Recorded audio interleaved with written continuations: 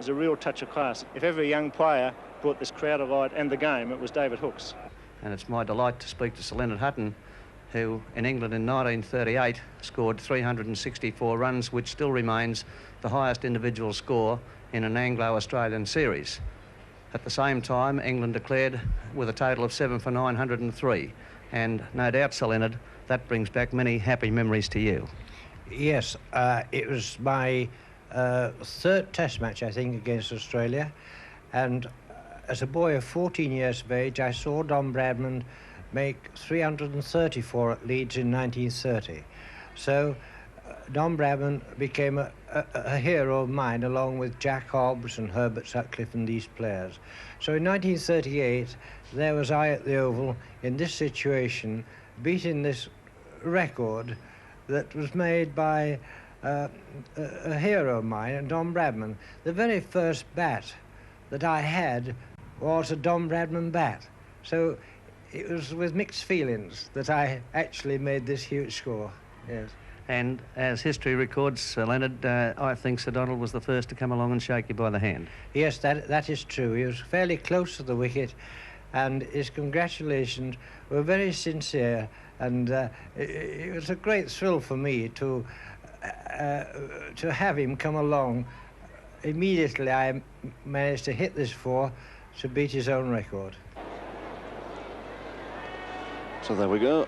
Bob Woolmer at the far end, taking guard, settling down and waiting for Lily to come in to start off this England second innings.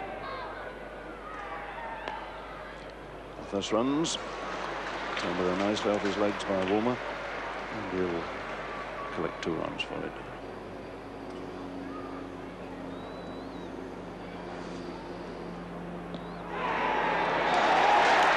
Well, I must say that surprised me.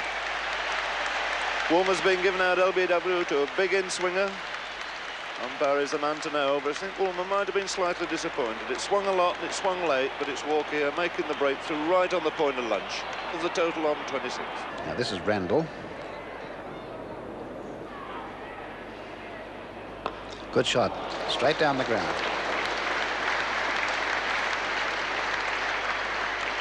That was a fine shot, went right under the middle of the sideboard. Now, could it be any straighter than that?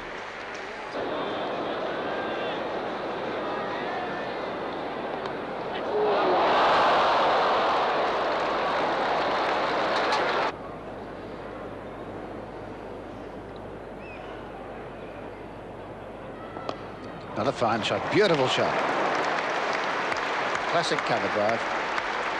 Lilly's being brought back into the attack, and he's bowling with a great deal of fire, and as soon as he comes back into the bowling lineup, you can feel the tension build up. You two going for the shot, give himself a little bit of room. See the difference in the pace of the ball coming off that pitch to the first innings. England at the moment need exactly 1 more run to equal their first innings total. Oh, that's a great shot. Pulled away through mid-wicket. Very, very seldom, I think, that you see an Englishman being able to hook Lily in front of square. Great shot by Randall. Moves on now to 42.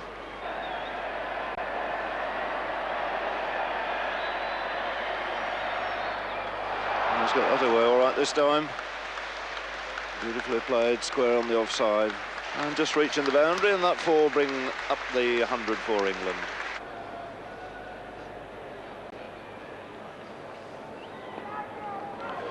It turned away nicely off his legs. It's a single and goes through to 50. So the first 50 for an Englishman in the Centenary Test.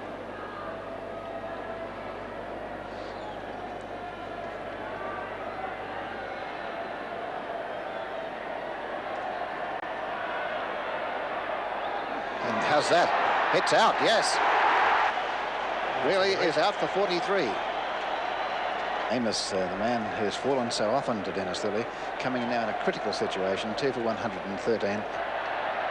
Lilly to Amos. And there was a chance just wide of the fieldsman. He'll get a couple.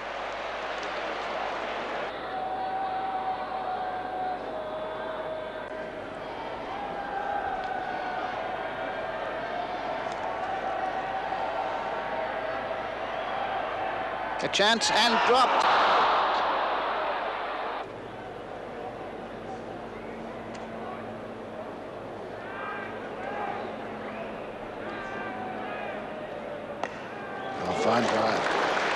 plays that shot so well. I think Davis can give that chase up. Randall 64, 2 for 147.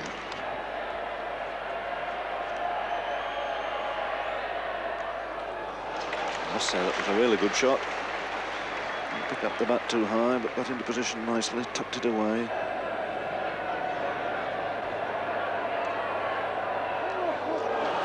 There's the hook shot again. Swung away at that again, middled it quite nicely.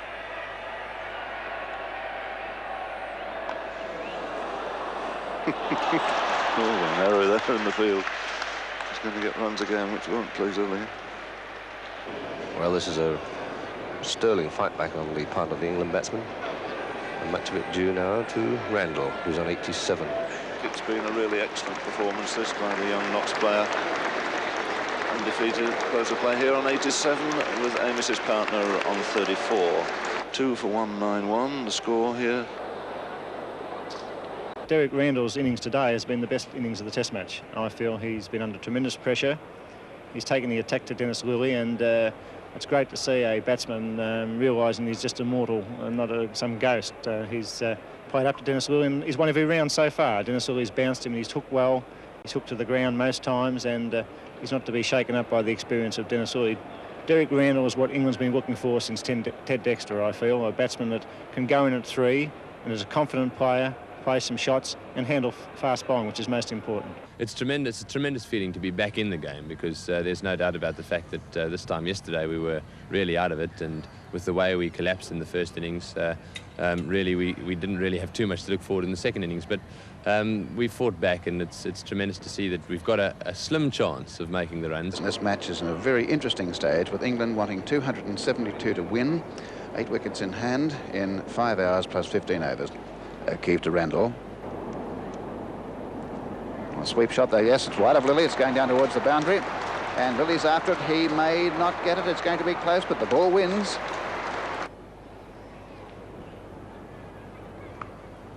Oh, fine shot.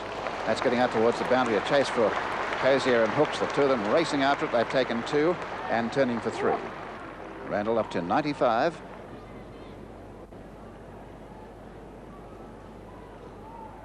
And wide between the gap there again, going down to the boundary. He's gone to 99.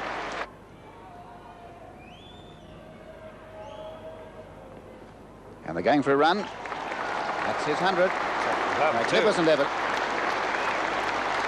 Randall, Derek Randall, 100 in his first test against Australia. A very great effort indeed, and it's been a fine innings throughout.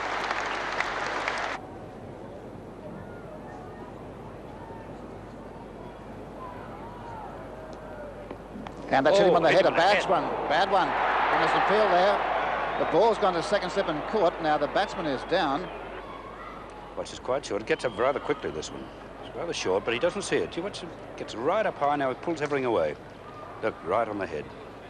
It's a wonder he cap didn't fall on the wicket. It's a wonder he didn't fall on the wicket. Down he goes. Keeve to Amos.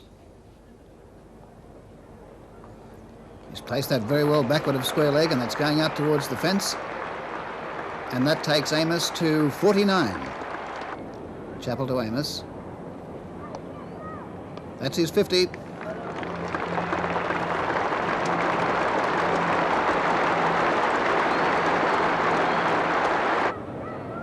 Chappell to Randall.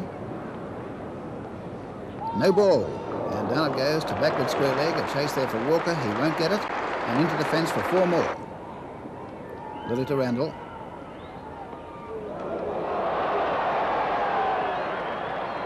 These are all smiles. Chappell to Amos. He's bowled. Amos is out for 64. That's 166 partnership. England 3 for 279. Lillee to Randall.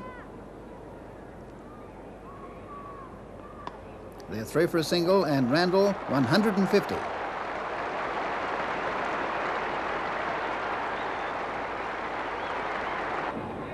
Fletcher facing Lillee. A chance, and caught by Marsh. Yes, he's out. Caught behind. Fletcher out for 1. 4 for 290. 173 to win. And here's Greg to face Two Lilly. quick wickets have gone, and as we pointed out, the whole change of scenery here at the Melbourne ground, and the crowd in the background are roaring, and Lilly comes into his great adversary, which is Tony Greig. And what a greeting he got. Over pitch ball, put right down the pitch, hammered away through extra cover for 4.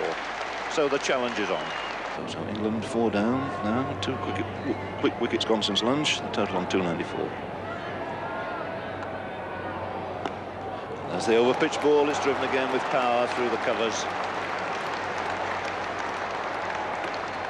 Just sufficient to beat the diving efforts of the fieldsman.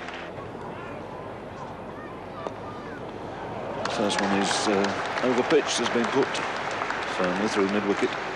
Not sufficient power to go all the way, but those 2 runs to Tony Greig move him into double figures and bring up the 300 for England.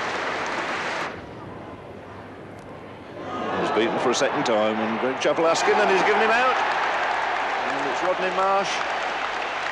Yes, agreeing, it was some doubt I think initially as to whether that ball had carried, but the end of a marathon performance there. And is he being recalled? There's some doubt as to whether that ball carried. And I've an idea that Rod Marsh initially said he didn't think it carried. The umpire gave him out. He's coming now to consult with Max O'Connell, the other umpire, and they've told him to stay. Randall 161, 4 for 324, 139 to win. And through the field, a beautiful shot. And that goes into the fence for 4. Randall moves to 167. The arrival here in Melbourne of Her Majesty the Queen. First presentation, Mr. and Mrs. Ray Steele, presented to Her Majesty. And then Mr. Steele in turn will present various other officials. That's Mr.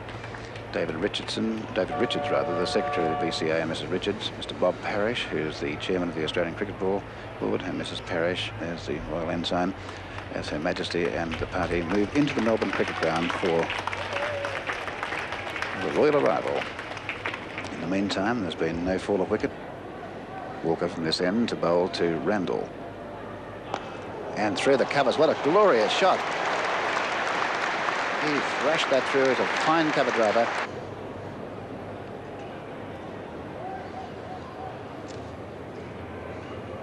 And the field for caught, is he? He's walked. He's gone.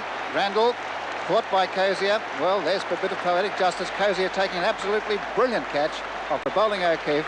And there's a wonderful innings. I'm sure this man will get a standing ovation for this extraordinary performance of scoring 174. One of the finest innings we've seen in years and years on this Melbourne ground, and the player, Derek Randall. Everybody here is standing up to give him a tremendous ovation as he comes back to the pavilion after an absolutely fantastic knock. Well, let's let the applause speak for itself.